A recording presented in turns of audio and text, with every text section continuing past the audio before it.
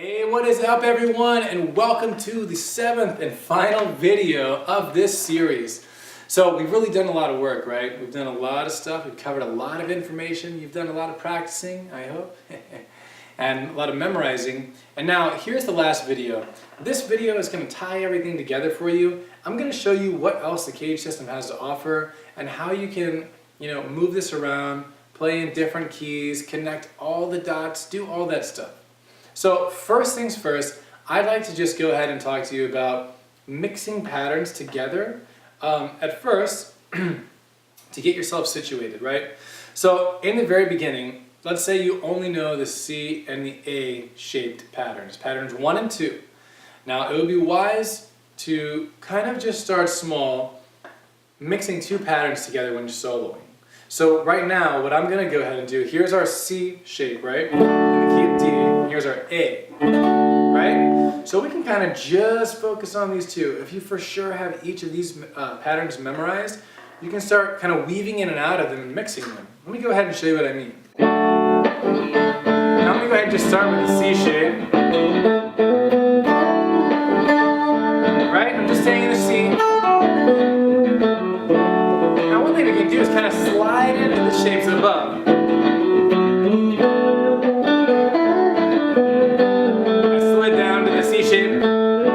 To the A, slid down to the C, into the A, right? So I'm kind of sliding around back and forth. So another idea you can practice with is kind of playing two notes, two strings at a time and mixing back and forth. Watch this. See what I did? I played two notes, two strings from the C shape, and then two strings from the A. And then I could do it on these two strings now, maybe. And then the next two. And the next two. And then... Right? So there's many options, so I would start just slowly mixing two patterns at a time. Once you got these two, try the next two. So here's the A shape and the G shape, right? Here's that stuff, right? Slide into the G shape, right? Right? Now I'm going to go down to the C shape.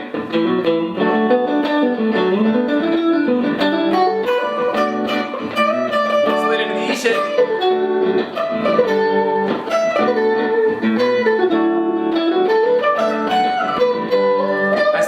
Back up to the D. Here's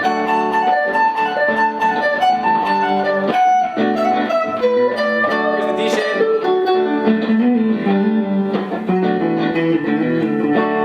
Alright, so there's just an example of how you can weave in and out. Now I'm at the point, of course, where I know the CAGED system really well and I can see the patterns and how they go together, so it's easy for me to kind of move in and out of them. But I just recommend starting with two at a time, and then the next two, and then the next, and kind of like that. Now, one thing I'd like to mention is once you get to the D shape, right, to the very last shape, right, because C to D, right, here's our C, A, G, E, D. This is the last shape, right? So what happens now? Now we start back over. We hit the octave, and everything starts over. So watch this. It's high on the fretboard. If you have an electric guitar, it's going to be easier to do this right now. But just like we did our C shape here, rooting from the 5th fret, after the D shape here, we just start back over to the C shape. It starts exactly back over. Now the A shape, now the G shape, which is tough. And that's basically as far as I got. And then it would keep going if the fretboard continued, but it doesn't, right? So that's what happens. So then, what's before the C shape, right? What's before if we're going the other way, right? If we're doing this, it's the D shape. And in this case, it would look like this. It would be open. But it's still there, right? So everything just starts over. We started over. Once you get to the end, it just starts over. All right, so that's something to know about the CAGED system. It's like that's where you go from there. So we really do have the whole fretboard because it just kind of starts over. But now the other thing to know about that is, well, what if we're in a different key besides the key of D major? We did this whole series in D major. Now, I'm not going to spend too much time with it, but I just want to let you know that the whole CAGED system can be used, all the shapes and everything is exactly the same, but you can play in a different key. So let's say we were playing in the key of E, for instance. E is one whole step higher than D, D, E. So if we use our first shape that we knew before, our C shape, pattern 1, we start on the note E instead of D. Originally D is on the 5th fret, E is on the 7th. Now everything goes in the same order, just as it did before, but our root is going to be the note E. So it would be helpful if you know the notes on the fretboard. You know that this note is E. E, the next chord is the A shape again, the next chord is the G shape, the next chord, is the E shape, and then the D shape, back to the E shape. And it's all identical, but everything is in a different place. It's starting from a different spot because our roots are in a different spot. So that's what you have to know about the CAGED system. So it's first you just need to memorize this stuff, and then you can start switching keys simply by changing your root. All the shapes are identical, so don't let that scare you so much. But let's just say we're at the E shape right now, right? Doing the C. Well, we're in the key of E, using the C shape. Sounds like a lot. We're using the C shape, and what comes before the C shape? The D shape, right? We already said this. So how we do it in the key of E? Well, we do it here. Here are our roots, E and E are tonic shapes. That's how we would know how to play the D shape. By using our tonic shapes will also help you. If you can connect your brain with the tonic shapes and the chords, you'll know where to play those chords for each key that you're in. So these notes are E, so that comes before it. So I hope that makes sense to you. This is just an example of how you can switch keys. I mean, if you're in the key, you can switch in any key. There's 12 notes, in our musical alphabet. That means there's 12 keys possible. So I do recommend, if you know the circle of fifths, you can practice this in the circle of fifths, or just moving it up in half steps, however you want. But just to know, you can move all this stuff. If you have more questions about switching keys, please ask, because that's kind of a whole other thing. Let's first just get it all down in D, and then we'll start moving. All right? Now, the final thing I'd like to close with about the CAGED system, and this might blow your mind the most, is that the CAGED system is a system that works with literally every type of chord that exists. We only used a major chord. With a major chord in the CAGED, we also played the major arpeggio, right? It's exactly the same as the chord. And then we played the scale that best fits with a major chord, which is a major pentatonic scale.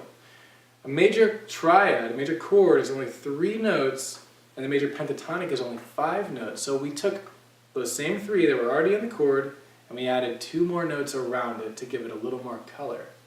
And that's all we're doing. So the major pentatonic best fits with the major chord.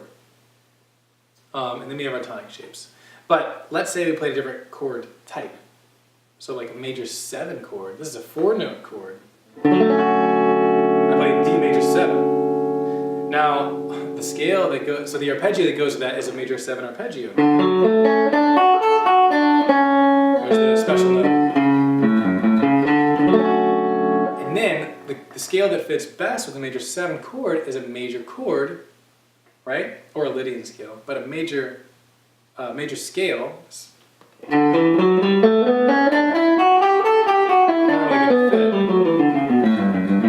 That's a 7-note scale. And then our tonic shapes. So after we learn the whole major chord thing, there's a lot more stuff that continues. Then for every chord type, you can literally have a different arpeggio and a different scale that goes with it, and a different chord shape. So it keeps evolving, right? However, we're starting at the beginning with the major pentatonic scale, the major arpeggio, the major chord, and that's where we need to begin. I just want to tell you so you're aware of what is next after mastering this, music just keeps evolving. And the CAGED system really helps us understand music better as guitarists, and really, gives us a lot to work with within scales and stuff like that. Shows us many cool chord voicings. It teaches us all about how the guitar fretboard works. So the CAGED system is really something that everyone should know, really. It's an amazing tool. It's going to help you. It's going to open your mind to so much music and open your hands up and show you the fretboard. It's just awesome. So anyway, that's what's next. What comes next after mastering these 5 is switching keys and then learning about other chord types and other scales and arpeggios that go with it. So those 2 things are what come next, right? However, I just want you to be aware of that in your musical development. And now what we're going to do though is just make sure you memorize all the major stuff. That is your goal, is to memorize all 5 shapes with all the stuff that goes with it, all right? And jam with it, of course. And then once you do that, like we did in the beginning of this video, you start mixing 2 together, 3, start moving, mixing these 2, then these 2, these 2, until you can just flow in and out wherever you want to go. After you can do that, boom, all the rest is there, switching keys and stuff. So anyway, that's what I recommend for you. Just memorize these 5 and start practicing with them, and then we'll take it from there by moving on to new keys. So anyway, thank you so much for sticking through the whole series with us. Guys, we have tons of cool series always coming out. Check out the one on modes. Once you memorize this stuff, the modes one is really good for you to get all the stuff I'm talking about. And different other series. There's many great series here at Let's Academy. So anyway, thanks for sticking it out. We wish you the best in your musical journey and development. If you have any questions, let us know.